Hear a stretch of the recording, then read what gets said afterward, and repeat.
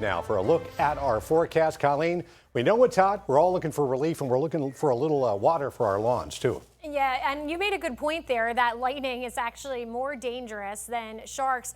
Hey, we were for a long time the lightning capital. Oklahoma kind of beat us there by state numbers, but we're still pretty close. We're in that second spot.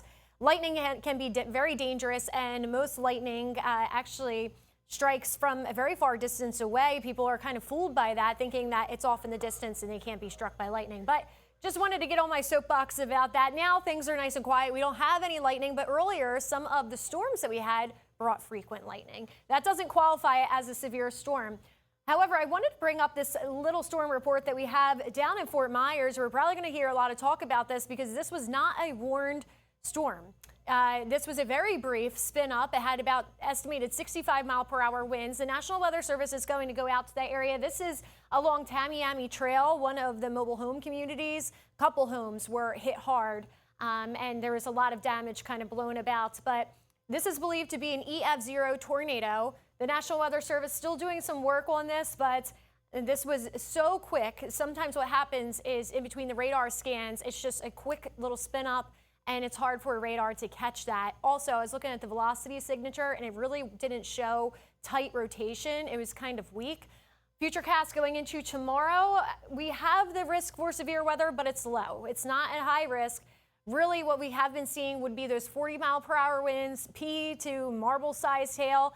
Every now and again, we do get a severe thunderstorm warning. The reason why we're starting to see better rain coverage this upcoming week, we have been easing back into that summertime pattern. That brings us some storms closer to lunchtime by the Gulf Coast. These are areas that have been hurting for rain because we have had that westerly wind the last 2.5 weeks, pushing all that rain across the interior.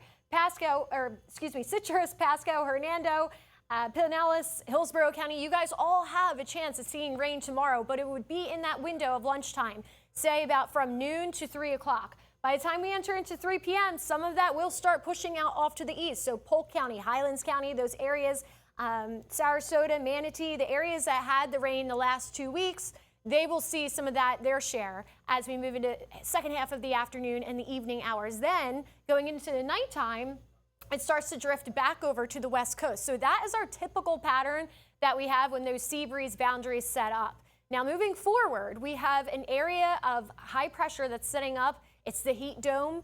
That will be setting up across a large portion of the eastern U.S. And we're actually around that perimeter, the ring of fire it's called, where we have storms that fire up along the perimeter because we actually get the rising air from it, while in the center of the heat dome, you have sinking, dry, hot air.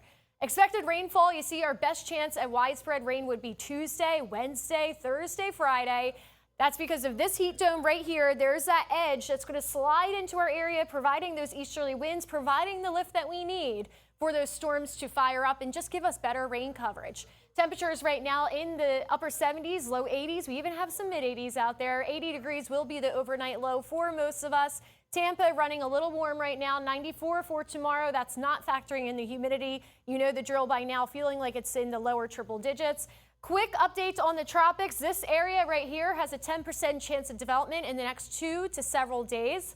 Overall, it looks like if anything does develop, it would be weak. It's going to try drift west, but I don't want anybody alarmed by that because it will run into some drier air as well. So on that process of drifting west, it's going to weaken. 7-day forecast, at least the way it looks right now, no big concern.